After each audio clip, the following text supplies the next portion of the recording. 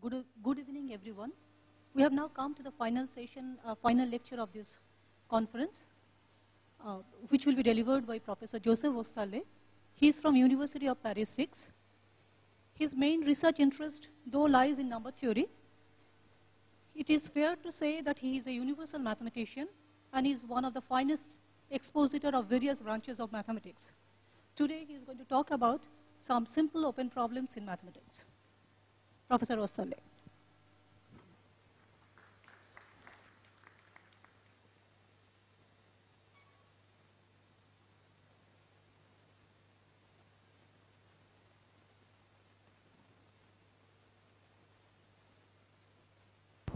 Is it okay? Yes, it seems.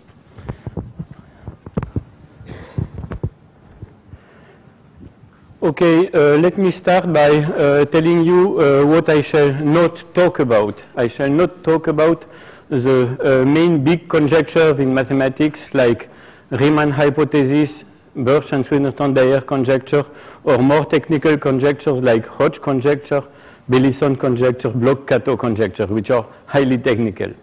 I shall also not talk of rather media covered conjectures that you find more or less each time one speaks of elementary conjectures in mathematics, like ABC conjecture or the twin primes conjecture or the Goldbach conjecture. The problems which I want to present to you today are simple problems and simple open problems. What do I mean by simple? They are very simple to formulate and a priori accessible to any high school student, sometimes even to primary school students. Second, a priori, when one looks at them, they seem at first sight to be simple to solve. But these problems have been stated already a long time ago, many decades, sometimes centuries, and have been attacked by first-rank mathematicians, even Fields medalists from time to time, and have not been solved today. So in fact, they are simple a priori to state, a priori look simple to solve, but are not simple to solve at all. So I shall just make a small commitment here. If by luck problems, either by positive or negative, I would be very happy to grant him a PhD and to invite him as a postdoc in my university in Paris. So I have selected a certain number of problems. We will just see how much time I have. And let us see whether in this theory we can formulate a very down-to-earth and easy problem. We take F, a family of sets. Let us assume that this family is finite. Finite family of finite sets. And we assume two things. This family should not be trivial, so at least one set is non-empty.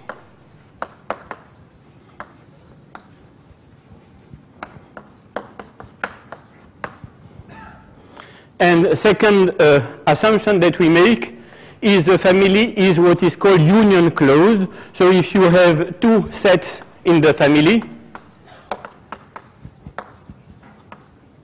their union also is in the family. And here now I state, so you see the data is rather easy to understand. There is no technicality here. And now I start with the question, is there an element that belongs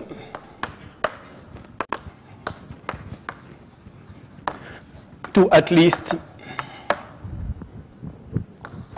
half of the sets of the family?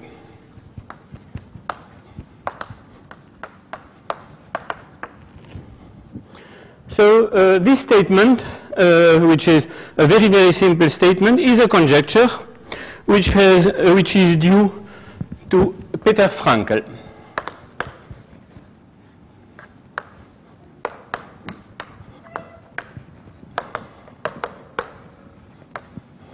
And dates from 1979.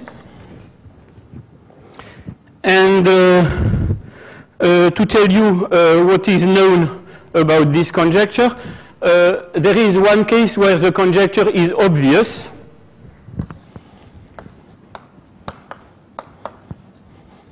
Obvious is if there is one of the set in the family consists just of one single element. Why is it obvious in this case? Because if you take any element in your family that does not contain this particular set, then the union of this set together with this one element is again a set of the family, and therefore at least half of the members of the family contain this particular element X. So in this case, it's very easy to say.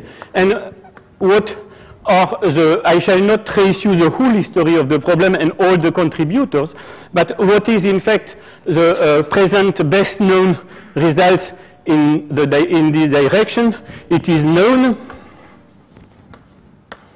if there are at most 46 sets in my family F. And this is a work that is due to Roberts and Simpson and dates only for 2 years, 2010. It is also known if the largest set in my family F has at most 11 elements. So you see how poor we are mathematicians when we try to deal with set theory. We are not able to deal with sets with more than 11 elements to solve such more or less trivial questions. So this is the first example of a simple problem which is open in mathematics. Now I shall take a second domain in mathematics. The second domain will be arithmetic.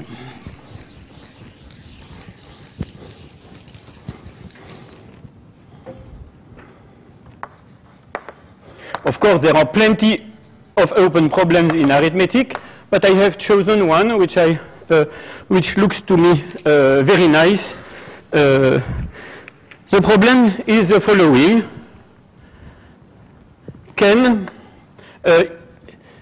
Does there exist for any integer n at least 2 integers a, b, c, all of them at least 1, such that 4 over n is equal to 1 over a plus 1 over b plus 1 over c. So if you take any n, can you always write 4 over n as the sum of the inverses of 3 natural numbers? This conjecture is slightly older than the previous one. It's a conjecture due to Strauss and Erdős.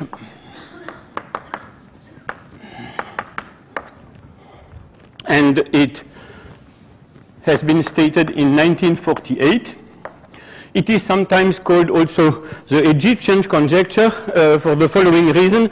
Egyptians used to write fractions with small numerators and denominators as a sum of inverses of natural numbers. They used, of course, not only 3, generally they took more, but they used to try to write down each small fraction in this way.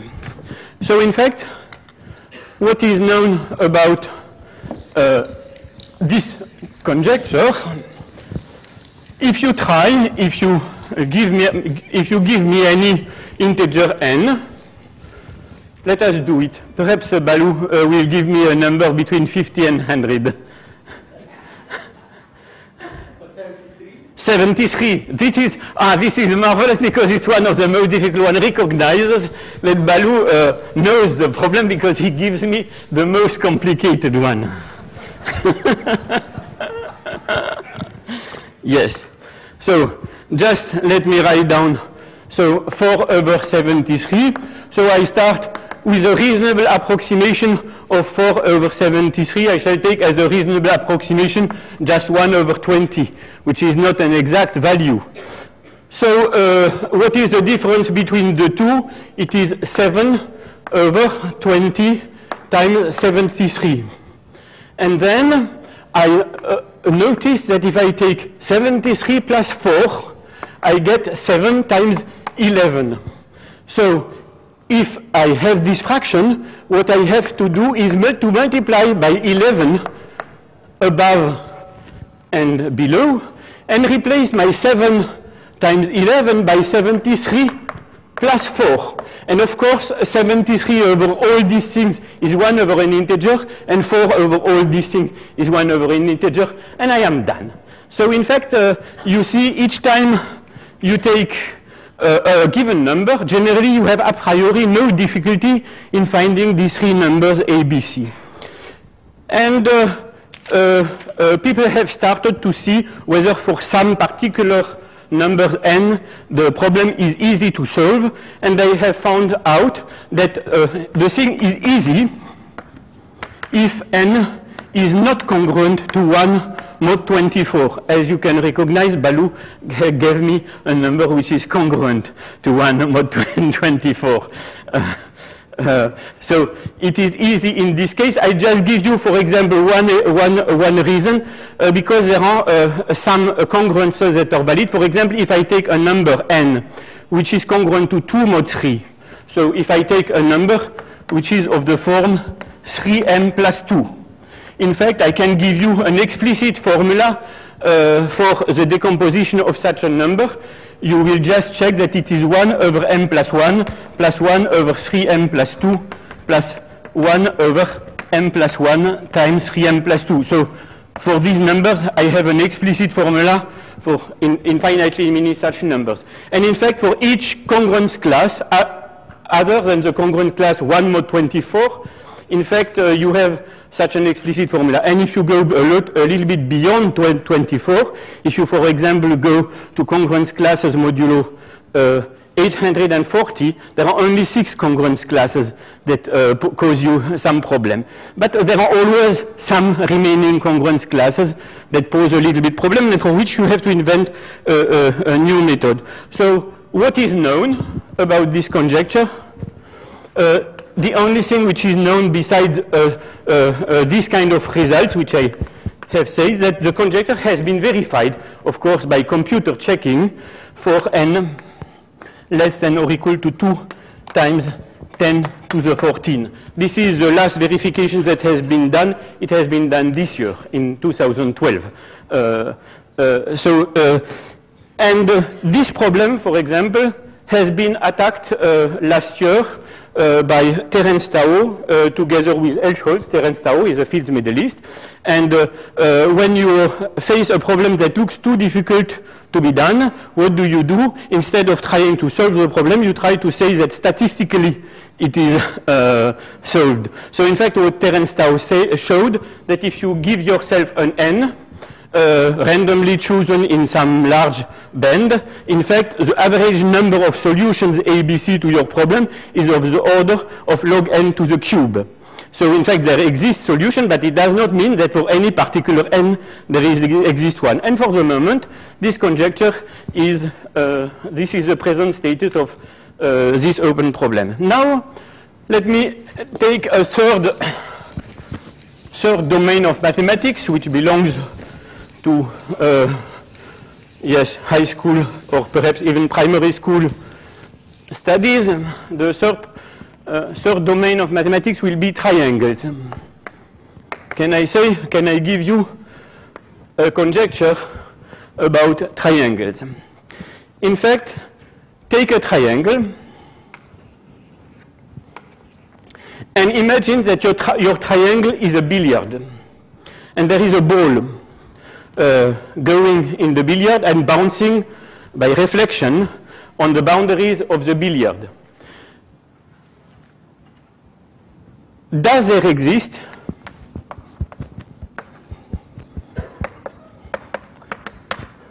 a closed is the same thing as periodical orbit for the trajectory of a ball? A closed orbit, a closed trajectory, let us say,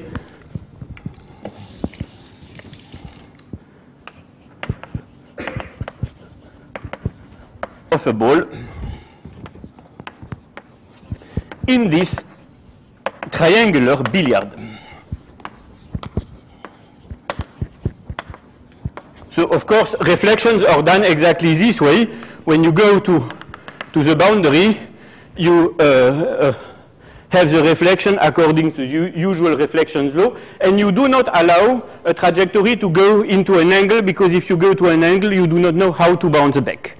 So in fact, what I call a closed trajectory would be a trajectory where you bounce on the boundary, and at some moment, you are again on the same path as the original path. So, in fact, this problem is still older than the two others which I have stated, because this problem is more than 2 centuries old, for example. And there is one case where the problem is easily solved. I think that the solution was probably known already to geometers in the antiquity, in fact. And I shall tell you when the problem is easily solved. So the answer is easy if all the angles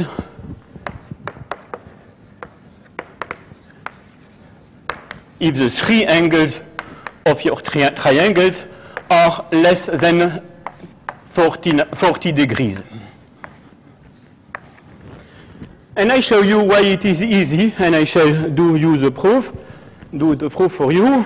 So you take your triangle and you draw the heights of the triangle, the 3 heights. And then you do a little bit of geometry. I don't know whether I have color chalk. Yes, I have color chalk. That is perfect. So you do a little bit geometry and you say this angle, the blue angle which I have here, is a complement of the green angle which I have here because I have a right triangle. But this angle here, the blue one here, is also the complement of the green one because I have here a right triangle. So in fact, these 2 blue angles are the same. But I have more angles which have the same size as the blue one. Here, I have a quadrilateral. How do you say? Quadrilateral? Yes. And it has 2 right angles.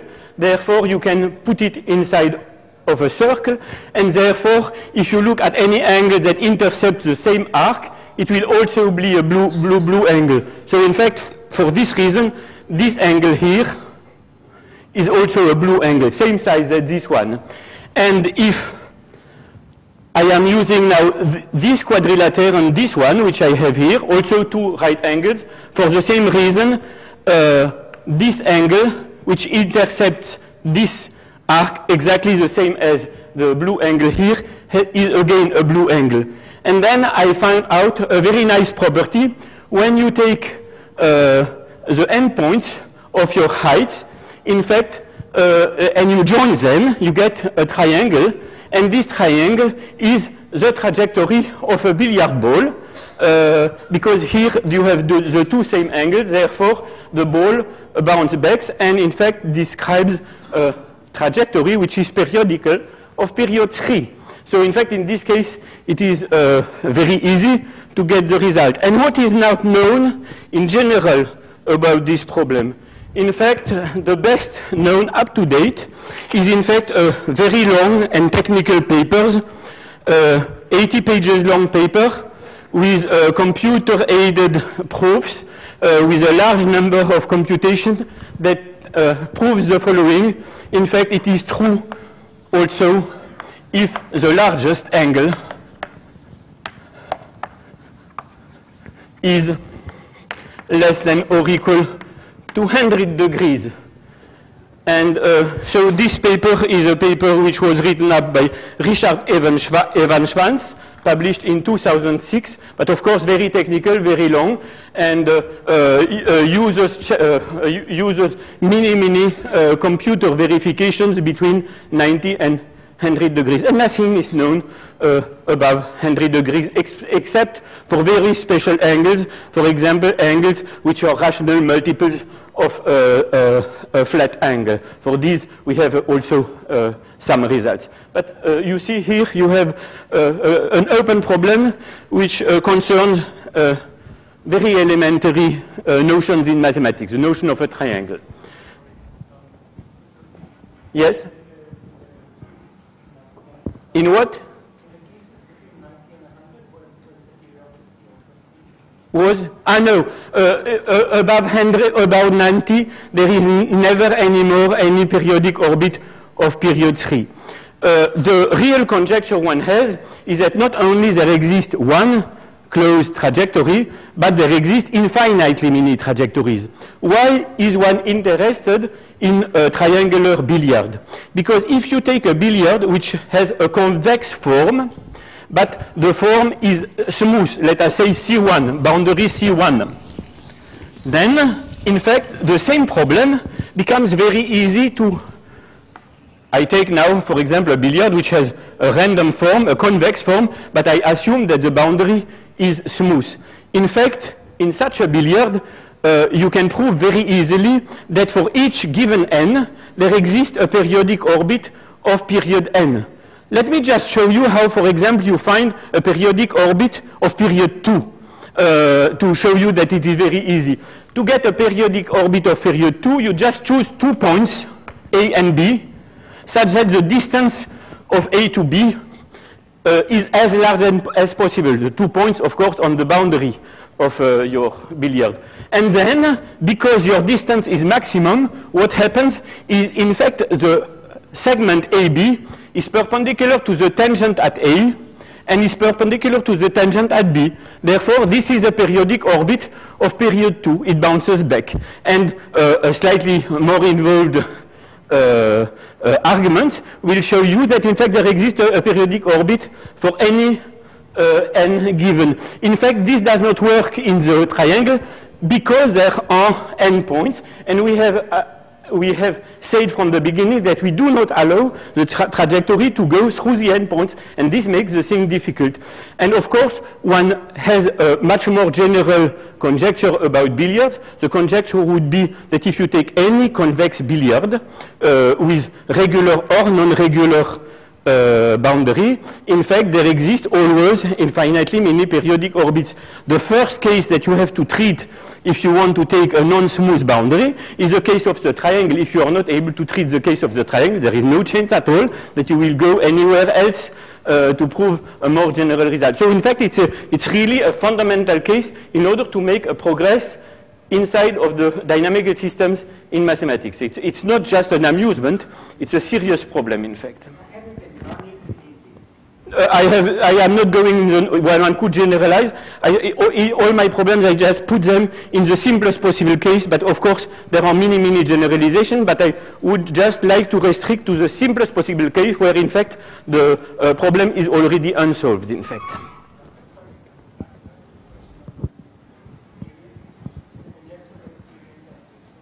Is the conjecture that?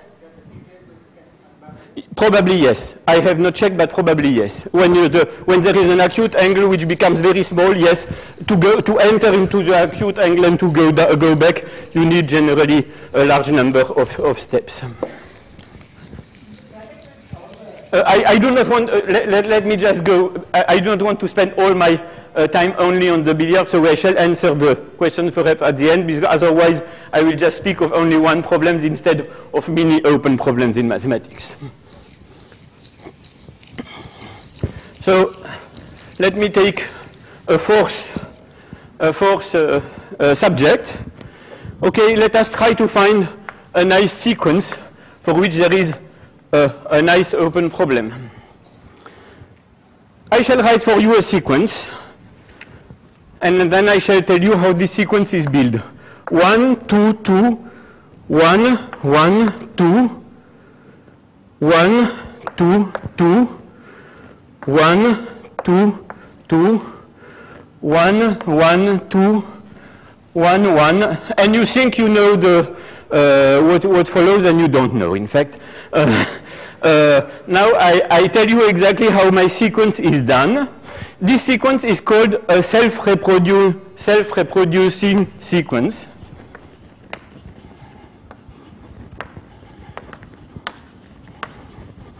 And it has been introduced by Kolakowski. And why is this sequence called self-reproducing? Because if you count the number of 1 that you find, and then the number of 2, and then the number of 1, and the number of 2, etc., and you write down on the second line, how many 1 do I have? I have 1.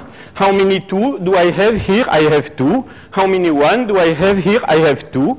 How many 2 I have? 1. How many 1 I have? 1. How many 2 I have? 2. How many 1 I have? 1. How many 2 I have? 2. How many 1? 2. How many 2? 1. And how many 1? 2. And you understand why the sequence is called self-reproducing. And you also understand that in fact this sequence, at least if you say I start by 1, will be unique. Because in fact I know that here I want necessarily the same number as above, so I should get a 2. So if I have a 2, necessarily my sequence will continue by 2, 2, 2, because otherwise it will not be self-reproducing. So in fact there is only one such sequence. It's completely unique, and it is called the Kolakowski sequence. And let me just say a few words about Kolakowski. So in fact this sequence was introduced as a problem that he sent to the American Mathematical Monthly in 1965. He was then 21 years old, so in fact like a youth student. And he was studying painting at the College of Fine Arts in Carnegie Institute of Technology, but was also a little bit interested as a hobby in mathematics. And he had asked 2 questions about the sequence that we have here. The first question was, is it possible to give a priori a closed formula for the nth term of the sequence? This was the first question. And the second question he was asking, is the sequence periodical from some point on? And the second question, is it periodical from some point on, was solved very quickly. In fact, a mathematician called Okoluk solved it 1 year later in 1966. And the question whether one is able to give a closed formula for the nth term of this sequence seems completely hopeless with the present knowledge of mathematics. Nobody has any hope to try to get a closed formula for the nth term. But we can, in fact, people who have studied this sequence have in fact formulated a very nice conjecture. The very nice conjecture is the proportion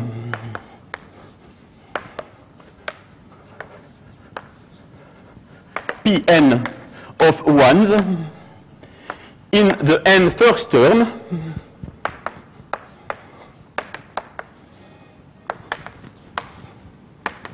going to 1/2 when n goes to infinity.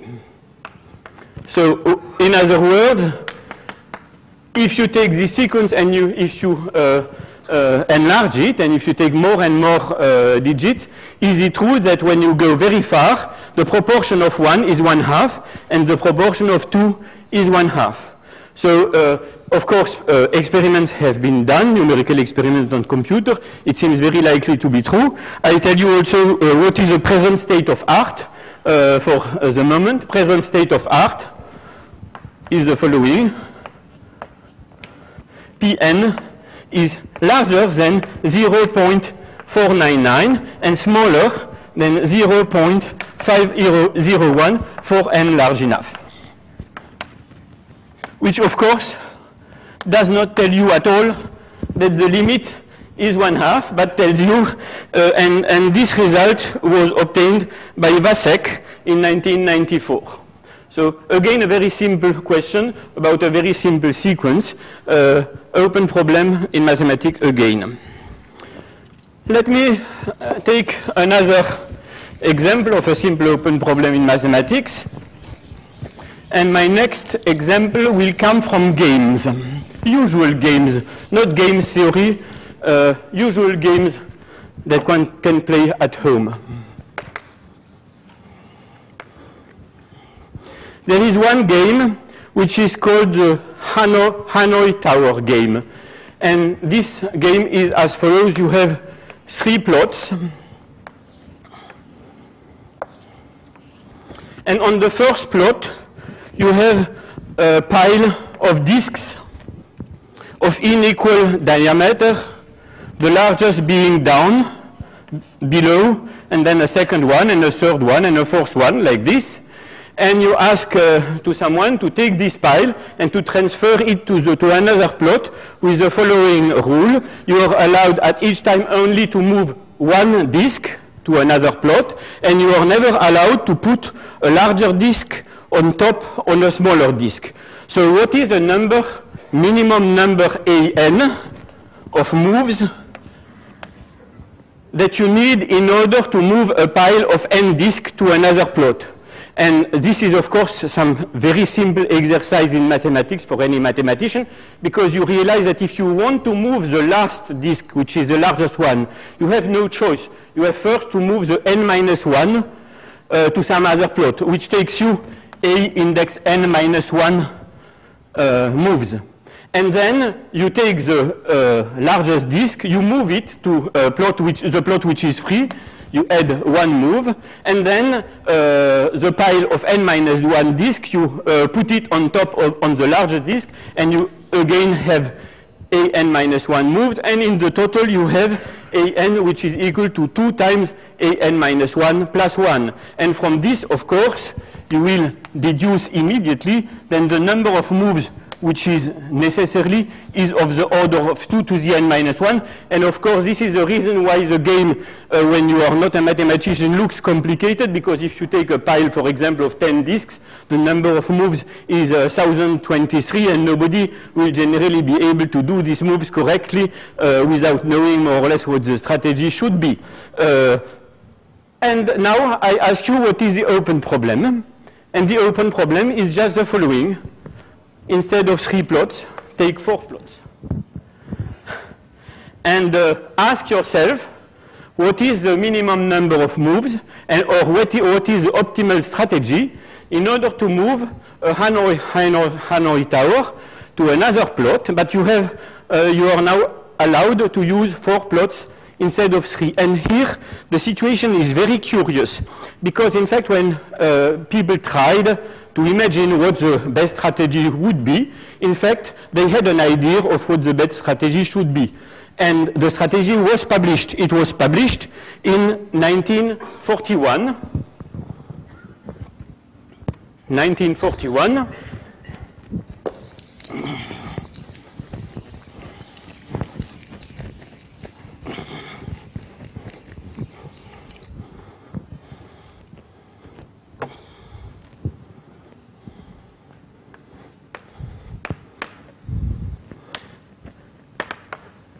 Frame and Stewart publish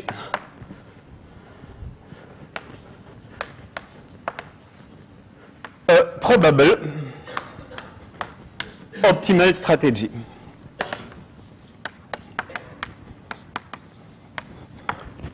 And of course, what remains to be proved is whether this strategy that has been published is indeed the optimal one. So the strategy, you have not to imagine it. You have not to find out what the best strategy is. It is already published. You take it, and you have to check that, in fact, there is no strategy which does it in less moves than the published strategy. And in fact, this is an open problem. And what is known about this problem? Known. It is optimal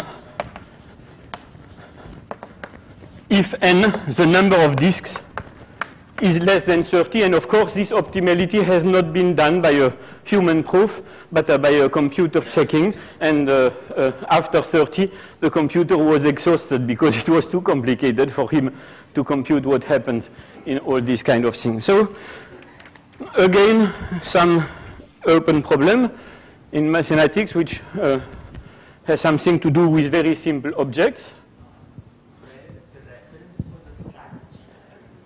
Yes, if you just type Frame and Stewart 1941 on Google, you will immediately find it. You put Hanoi Tower with 4 legs, and you will immediately find it.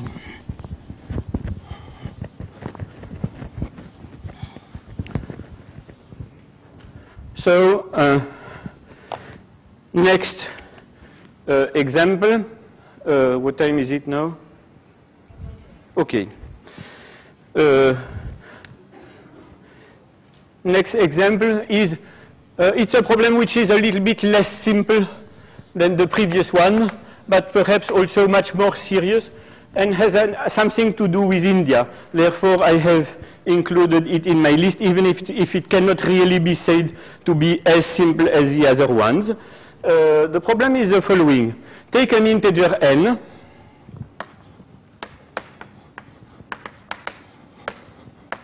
and let us assume that this integer has d digits in any base, for example, base 10 if you want, or you can replace d by log of n if you wish. And d should be large. So a number with a large number of digits, like 300, 400, or something like this. And you ask, what is the amount of time needed to factorize this integer with the best possible factorization program we know presently. So factorization of n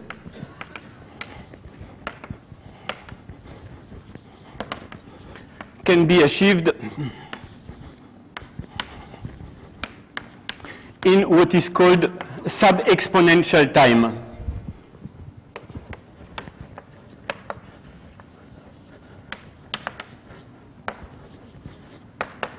Sub-exponential meaning smaller than any constant to the power n, any constant larger than 1, of course.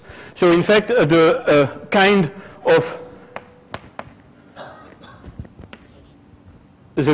bound which is known is O of d to the 1/3 times log of d, for example, is an amount of time which is needed, which is enough in order to, excuse me, not O of this. This would be to O of exponential of this. But you see, exponential of this is much smaller than exponential of a constant times d, because you have only d to the 1/3. So in fact, this is a sub-exponential time. But primality testing can be achieved due to the work of Agraval, Kayal, and Saxena, work done in 2002 in polynomial time.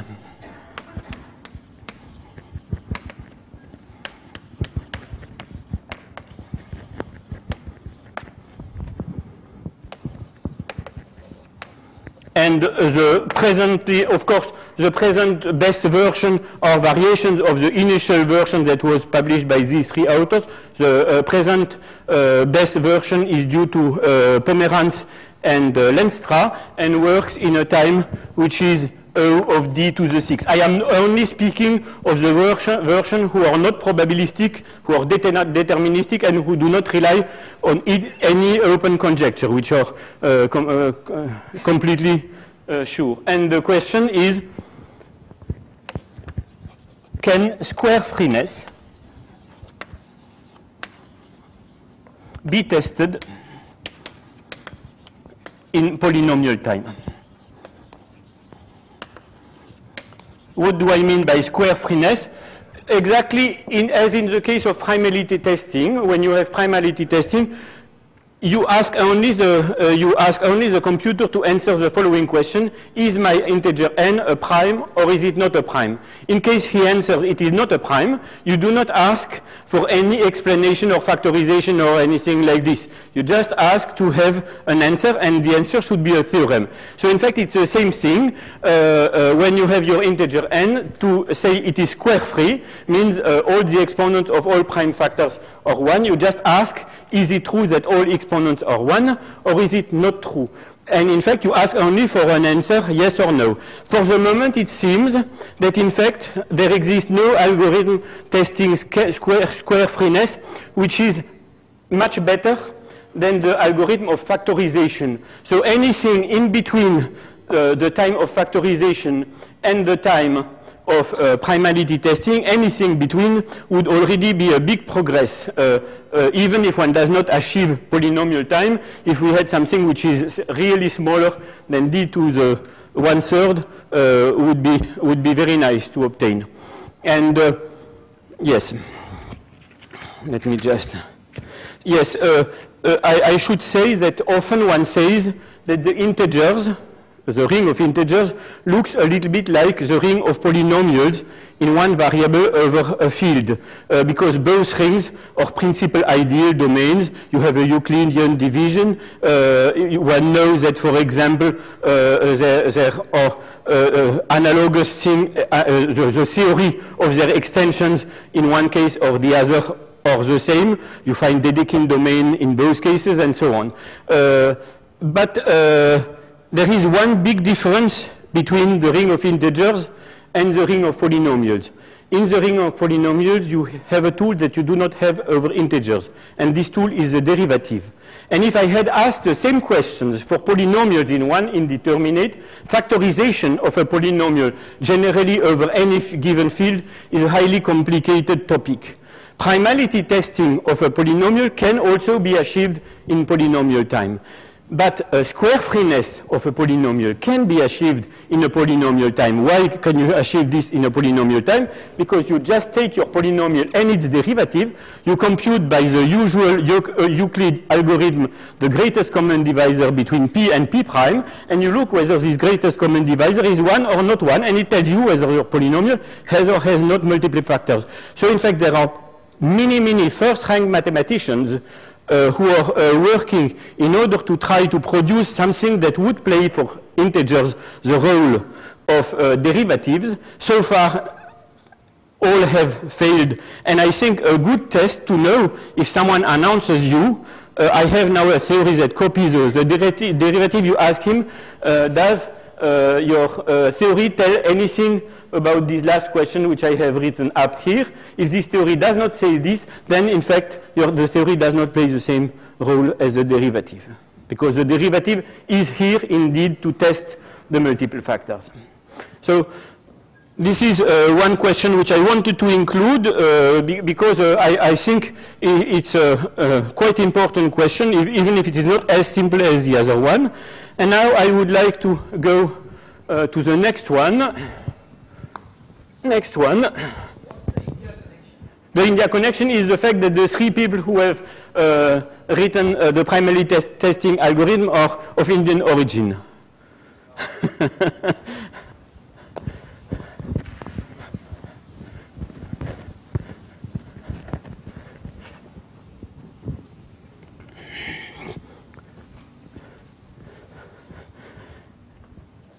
And were not, when they wrote this paper, were not, at least for two of them, professional mathematicians. They were just undergraduate or graduate students. I do not know exactly what was their status at that moment. So in fact, it means sometimes you can also achieve very important results, because of course they got much fame for this result, and you can achieve something without being also in the already in the career for a long time.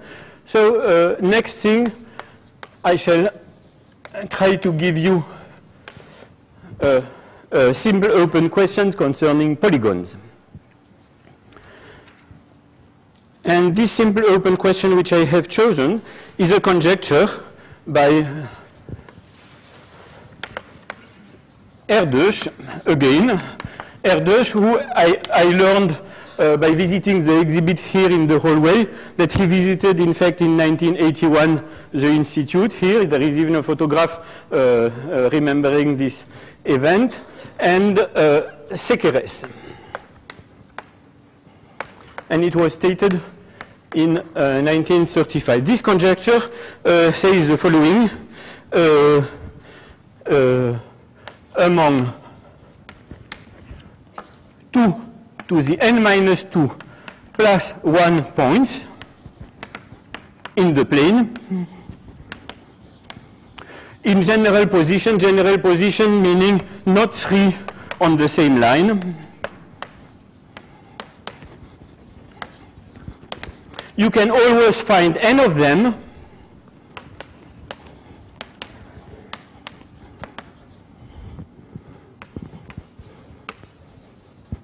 which are the vertices of a convex polygon.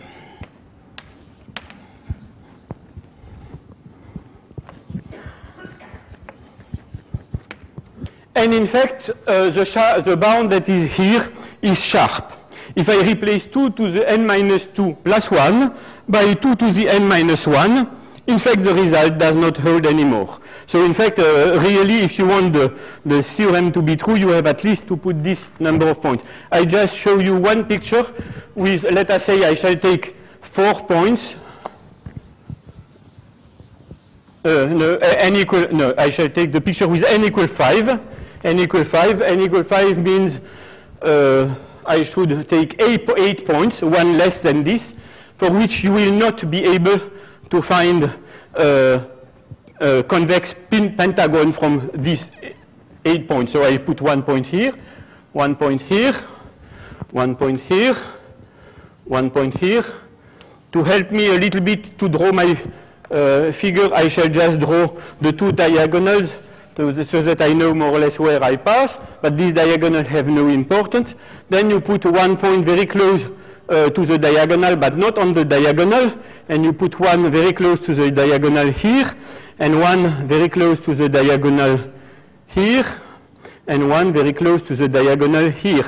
And if you do this, if you take these 8 points which I have here, you have a picture for which you will not be able to find, you can check it if you wish, any 5 of the points which build a pentagon. For example, if I take, for example, this point, this point, this point, and this point, you see there is no single 5th point that I can add to them to get a convex pentagon, because either they are already inside of the quadrilateron, or if I add this point or this point, I will include this one in the quadrilateron. So in fact, this is an example that shows you that the bound is sharp. To go to 2 to the n minus 2 is a generalization of the picture which I have drawn.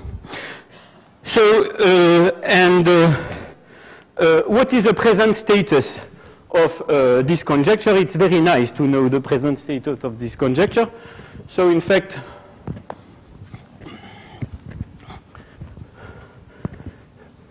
n equal 4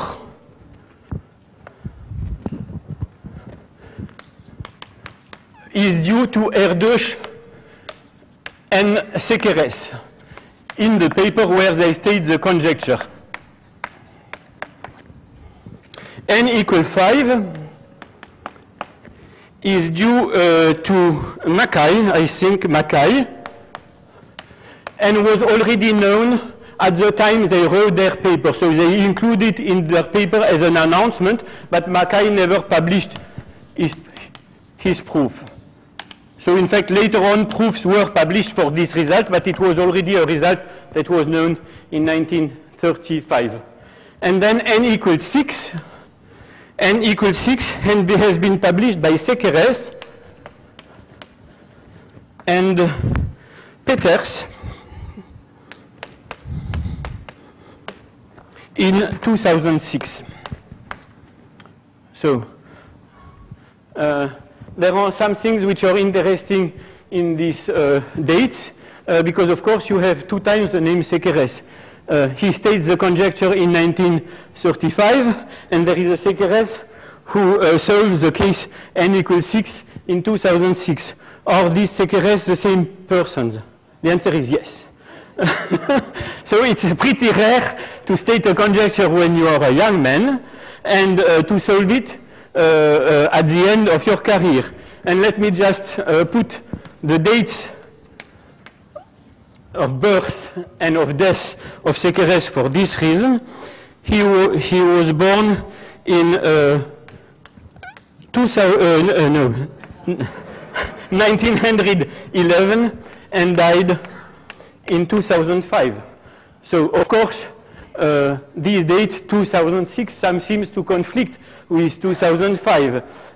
But in fact, Peters was the student of Sekeres, and the proof had already been obtained but not published. So in fact, Peters cared for the publication after Sekeres' death of the proof. So at the time Sekeres in fact obtained this result, around 2005, he was already 94 years old. And when he stated the conjecture, he was only 24. So in fact, it's a long career on the same subject. But this subject has even more importance for the life of Sekeres. In fact, this conjecture should not have perhaps been stated as Erdős and Sekeres conjecture. The name should probably have been given to some other person, and the other person is Esther Klein, who was a young woman who was working in the same group as Erdős and Sekeres, and who stated, in fact, this conjecture in a talk that she gave in 1933, not exactly in such a precise form. In fact, more or less, she just asked, does there exist a number depending on n, such that if you take so many points, then you have n of them, which are the vertices. But she did not give a precise bound. And it is true that in Erdős and Sekeres' paper, they prove that indeed this number depending on n exists.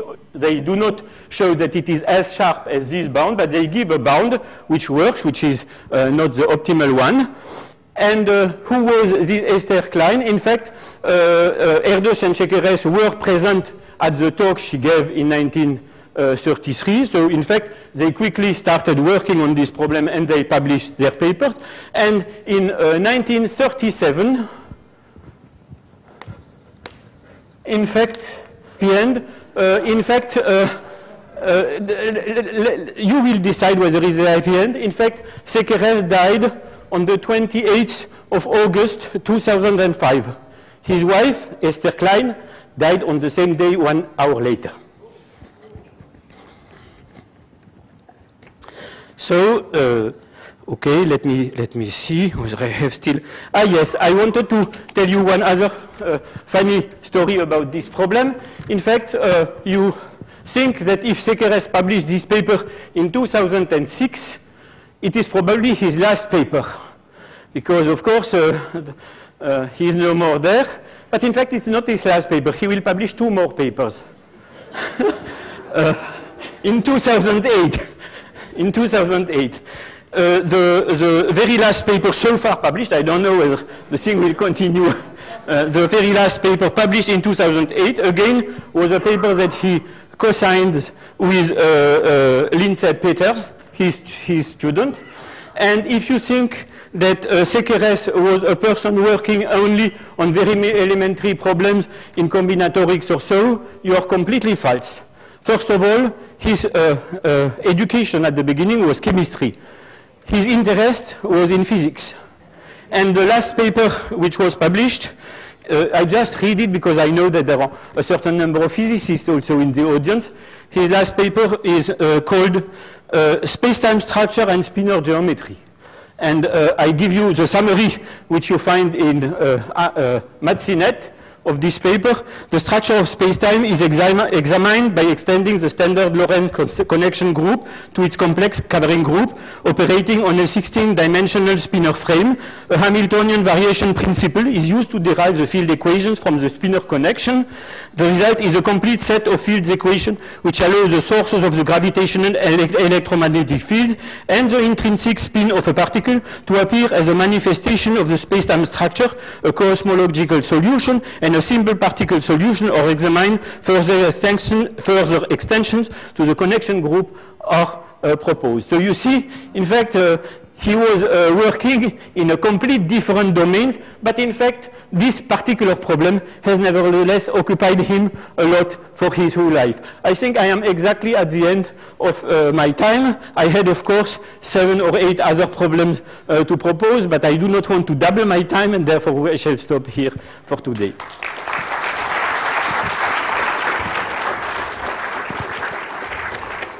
Any questions? Comments? Yeah. stand the speaker, one second.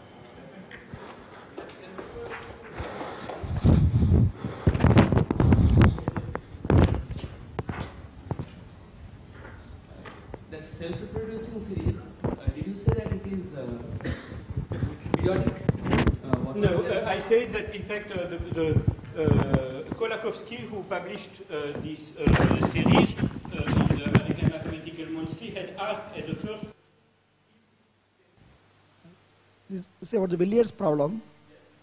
With the various trajectories, do they cover or fill up the whole space area when it exists for the smooth boundary?